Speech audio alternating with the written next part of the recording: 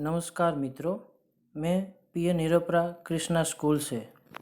आज हम देखने जा रहे हैं कक्षा 12वीं का तीसरा चैप्टर जो है कान भये बस बांसुरी के, यानी कि उनका अर्थ देखें तो शीर्षक क्या दिया गया है कि कान भये, भये माने के हो गए, कि कान हो गए बांसुरी के, कि कान्हा ने बांसुरी के साथ ऐसा व्यवहार बना लिया है कि मानो वो सब कुछ है वो भूल गए हैं। तो गोपियाँ है खास इस तरह कान्हा को लेकर है वो कहना चाहती है। देखते सबसे पहले रसकान जो कि उनके कवि है, उनका परिचय हम लेते हैं। रसखान जन्म सन 1548 ईस्वी सन में, निधन है 1628 ईस्वी सन में। उनका असली नाम देखें तो सैयद इब्राहिम था। सैयद इब्राहिम जो कि कहाँ, दिल्ली के एक संपन्न पठान परिवार में उनका जन्म हुआ था। वह कृष्ण के एक अनन्य भक्त थे। साथ ही गोस्वामी विठलनाथ जी, उनसे उन्होंने दीक्षा ग्रहण कर व्रज में रहकर कृष्ण भक्ति के पद उन्होंने लिखे हुए थे। तो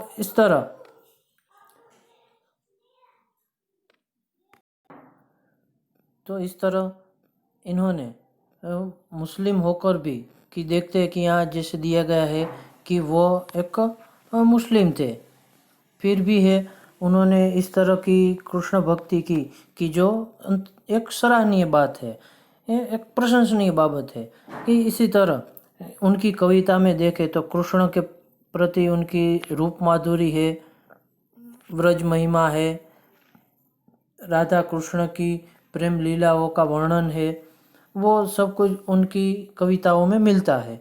और उनकी भक्ति है, हालांकि भक्ति के कई सारे प्रकार दिए गए, उनमें से प्रेम है, श्रृंगार है, सौंदर्य है, उन सभी का अनोखा एक संगम है, अनोखा मिश्रण है, वो उनकी रचनाओं में मिलता है, उनकी भक्ति भावना में मिलता है। तो इसी तरह रसखान के द्वारा रचित ये कवित, यानी कि सारी कविताएं है, ये तो सवैये है, वो अपने आप में एक अद्वितीय है, उनका स्थान कोई न ले सके, उस प्रकार का वर्णन है रसखान के द्वारा दिया गया है। उन्होंने ब्रज भाषा में, यानी कि हिंदी की एक पेटा भाषा है, उसमें उन्होंने काव्य रचनाएं दी हुई है। उनकी भाषा है मधुर एवं सरस होती है। साथ ही उन्होंने 2 पुस्तकें लिखी हुई है। कौन सी 2?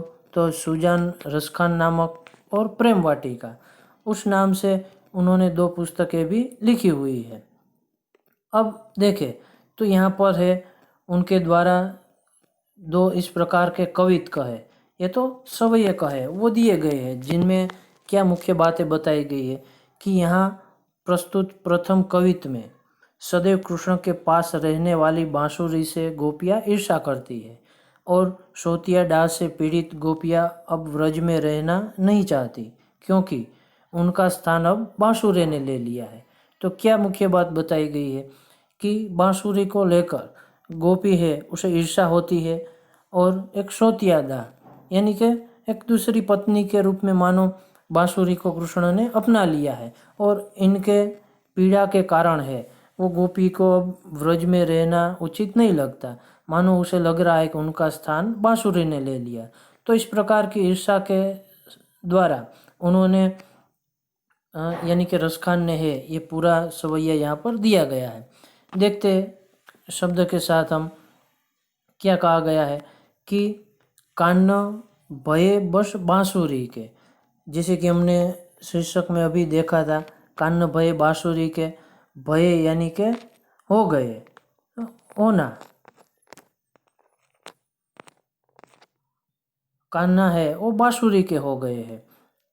अब कौन सखी हमको चाहिए, चाहिए यानी कि क्या होगा, जैसे कि यहाँ पर दिया है चाहिए यानी कि चाहेगा, कि कान्हा है वो तो बांसुरी के हो गए है, तो है सखी हमें कौन चाहेगा, हमें कौन प्रेम करेगा। इस तरह उनका जो हक है, उनका प्यार है, वो अपने हाथों से निकलता जा रहा है, जिनके कारण बांसुरी को लेकर ये गोपियाँ है वो एक दूसरे से बातें करती है। फिर कहती है कि निशी घोष, निशी घोष यानी क्या कहे, निशी यानी कि रात होगा, कोश यानी कि दिन, यानी कि दिन रात है वो बांसुरी के साथ रहने लगे। रहे संग साथ लगी, बांसुरी है वो कृष्ण के संग और साथ रहने लगी है। यह शोतिन तापन को, शोतिन ताप यानी कि क्या होगा, ये शोतन का जो ताप है, शोतिन यानी कि जैसे कि यहाँ दिया गया है कि ये यहाँ तक का शोत यानी पति की दूसरी पत्नी, उसमें शोतन कहते हैं। ताप यानी के दुख, कष्ट या तो संताप कहे तो यहाँ पर कहा गया है कि यह शोतिन ताप दुखियों क्यों सही है, कि यह शोतिन का ताप है, यानी कि बांसुरी के रूप में रही कृष्ण की दूसरी पत्नी का ये दुख है, हम क्यों सही है, सही है यानी कि सहन करे, क्यों हम उनको सहे। फिर कहते हैं कि जिन मोही लियो मनमोहन को, कि जिन्होंने यानी कि बांसुरी के लिए कहा है गोपियों ने कि जिन्होंने मोह लियो यानी मोह लिया, उनके अपने अंदर में कर लिया है। किसको? मनमोहन को, जो कि कृष्ण के लिए ये नाम दिया गया है कि उन्होंने मनमोहन को है वो अपने में मोह लिया है। रसखान की सदा हमको दही है, तो रसखान को मानो गोपियाँ कह रही है कि रसखानी सदा ये हमको दही है। दही है यानी कि क्या होगा कि जलाइए, कि यह बात है हमको सदा जला रही है, कि बांसुरी ने कृष्ण को इस तरह मोह लिया है कि यह देखते हुए मानो हमारे हाथों से वो जा रहे हैं। इस तरह बांसुरी वो साथ रहने लगी है कि उनके कारण हमें जलन हो रही है, पीड़ा हो रही है। फिर कहा गया कि मिली आओ सब सखिया, मिली आओ सबे सखी, इसलिए सभी सखियों को कहते हैं कि आओ सब हम मिलकर है वो भागी चले, यहाँ से भाग चलते। अब तो ब्रज में बांसुरी ही रही है, अब तो यहाँ ब्रज में है वो बांसुरी ही रहने वाली है, हमारा यहाँ कोई स्थान नहीं रहा। कृष्ण ने बांसुरी अपना ली है, बांसुरी कृष्ण की हो गई है, तो अब यहाँ हमारा कोई स्थान नहीं रहा है। तो इसी तरह जैसे कि हमने देखा था कि बांसुरी का कृष्ण के साथ देखकर उसे जो ईर्षा होती है, उनकी पीड़ा को यह मुख्य रूप में है वो दर्शाया गया है। इसके बाद दूसरा कवि थे, उसमें देखे तो जो कि कहा गया यहाँ से कि दूसरे कवित में कृष्ण का स्वांग रचने वाली गोपियाँ सोतिया डाह के कारण उनकी बांसुरी को जो कृष्ण के ओठों पर थी और जो अपने ओठों पर रखने से इनकार कर देती है। कवि ने दोनों कवित में गोपियों की मनस्थिति का मार्मिक वर्णन किया है।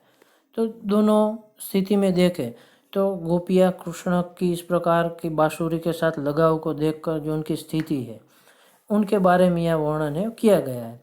तो अब दूसरा पद है, उनमें देखेंगे कि क्या मुख्य बात है वो बताई गई है। तो आगे देखें तो अब कि दूसरे पद में क्या बताया गया है कि मुख्य बात तो वही कही गई है कि गोपियाँ है वो कृष्ण के बाकी सारे स्वांग यानी कि जो कृष्ण ने जो कुछ धारण किया हुआ है, माला पहनी है, मोर पंख रखा है, वो सब कुछ ओढ़ना पहनना चाहती है, पर उन्हें जो बांसुरी से ईर्षा है उनके कारण वो बांसुरी को अपने ओठों पर नहीं लेना चाहती। तो इस तरह उनकी एक तरह से कहे तो ईर्षा है वो यहाँ पर दिखाई गई है। देखते हैं कि मोर पंखा सिर ऊपर राखी हो, कि मोर पंख है वो अपने सिर के ऊपर रखना चाहते हैं। जिस प्रकार कृष्ण मोर पंख वाला मुकुट धारण करते हैं तो वो इस तरह रखना चाहती है। गुंज की माला गले पहरोगी, गुंजे की माला है वो अपने गले में गले यानी के गले में अपने गले में पहरोगी यानी कि पहनना चाहती है। गूंज यानी कि क्या होगा कि एक प्रकार की ये गूंगची गुंजा ये एक बजने वाला एक तरह से जो गूंगची होती है, गूंज की जो माला होती है वो भी वो गले में पहनना चाहती है। फिर ओढ़ी पीताम्बर लकुटी, ले लकुटी, ओढ़ी यानी कि ओढ़ते हुए पहनते हुए, पीताम्बर पीत अंबर यानी कि ये पीला वस्त्र जो कि कृष्ण ने आमतौर पर धारण किया हुआ होता है। तो पीताम्बर लेकर ले लकुटी यानी कि ये लाठी जो कि यहाँ दिया गया है कि वो पीताम्बर भी ओढ़कर हाथ में लकुटी लेकर फिर वन गोधन ग्वारन संग फिरोगी। वन यानी कि वन में है वो गोधन यानी कि गायों के साथ और ग्वारन यानी कि ग्वालों के साथ, जो गायें चराते हैं वो।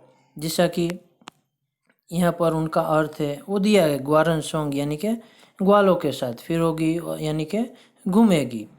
स्वांग के लिए भी दिए गए अर्थ। तो इसी तरह कि वो वन में है गोधन के साथ यानी गायों और ग्वारन यानी कि ग्वालों के साथ वो फिरेगी, यानी कि कृष्ण के द्वारा जो कुछ भी क्रियाएं होती थी वो करना चाहती है। भाव तो वो ही मेरो रस खानी, भाव तो यानी कि पसंद आता है। रुचिकर जैसे कि यहाँ देता है, भाव तो यानी कि रुचिकर यानी कि पसंदीदा उनका अपना। कि इस तरह गोपियाँ है कृष्ण को कहती है रसखान को उद्देश्य करते हुए कि ये रसखान, इस तरह मेरा कृष्ण है वो मुझे पसंद है, रुचिकर लगता है। सो तेरे कहे सब स्वांग करोगी, इसलिए तेरे कहे तुम्हारे कहे हुए यानी कि तुम्हारे पहने हुए तुम्हारे बनाए हुए सब स्वांग जो है, सब स्वांग यानी कि क्या होगा, जैसे हमने देखा था ये नकल करना, वेश धारण करना। कि तुम्हारे लिए हम सब कुछ वेश है सब धारण करेंगे। पर अंतिम पंक्ति में अंतिम लाइन में वो कह रही है या मुरली मुरलीधर की, पर ये मुरली जो मुरलीधर की है वो अपने अधरान, अधरान यानी कि अधरों के ऊपर, अधर यानी कि ओठ, ओठ के लिए कहा गया। अधर यानी क्या होता है, ओठ, कि वो अपने ओठों पर अधरा न धरोगी, अपने अधरों पर है वो ये अधरान यानी मुरली होगी और अधर यानी ओठ होगा। जैसे यहाँ पर दिया है अधरा यानी ओठों पर, धर यानी धारण करना, अधरा, अधरा यानी के मुरली, न धरोगी यानी धारण, धरना यानी रखोगी। कि वो अपनी मुरली को है वो ओठों पर धारण नहीं करना चाहती। क्यों? क्योंकि वो कृष्ण के साथ ही रहती है, उनकी सबसे प्यारी हो गई, जिनके कारण गोपियों को ईर्ष्या हो रही है। इसलिए कहा गया है कि वो उनके द्वारा मोरपंख धारण करेगी, गुंजी की माला पहनेगी, पीताम्बर ओढ़ेगी, लकुटी हाथ में लेकर घूमेगी, गोधन के साथ ग्वालों के साथ फिरेगी। पर सब स्वांग रचना चाहती है, पर फिर भी है वो उनकी मुरली जो है, बंसी जो है वो अपने होठों पर धारण करना नहीं चाहती है, क्योंकि उनसे उनकी ईर्ष्या है। तो इस तरह रसखान के द्वारा एक अनन्य भक्ति भावना प्रकट की गई है और एक कृष्ण के एक अनन्य भक्त के रूप में उन्होंने ये अपनी झांकी है, अपने दर्शन है यहाँ पर दिए गए हैं।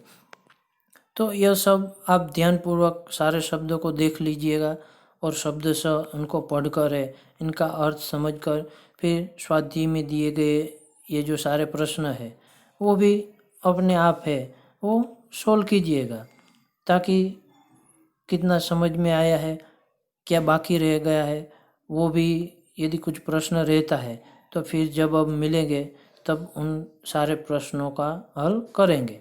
तो ये सारे प्रश्न देख लो और फिर काव्य को देखकर आप उनका सॉल्यूशन है वो निकाल सकते हो। आशा रखता हूँ कि सब कुछ आप समझ गए होंगे। धन्यवाद।